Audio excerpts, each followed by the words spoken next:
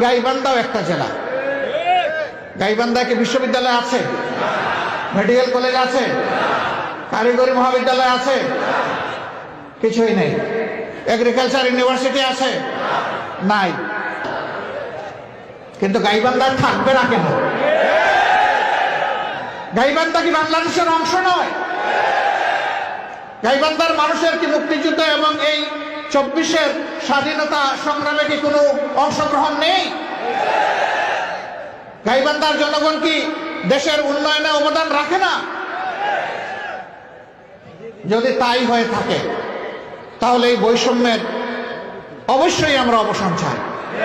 আমি দাবি করছি এই সরকারের কাছে, এক থেকে যদি আর একটি উচ্চশিক্ষার প্রতিষ্ঠান গড়ে তোলার জন্য আপনারা পদক্ষেপ নেন, গাইবান্ধা যেন তার থেকে বঞ্চিত না হয়।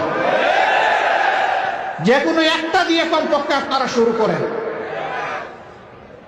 অনেক জেলায় এখন এই প্রতিষ্ঠানগুলো হয়ে গেছে।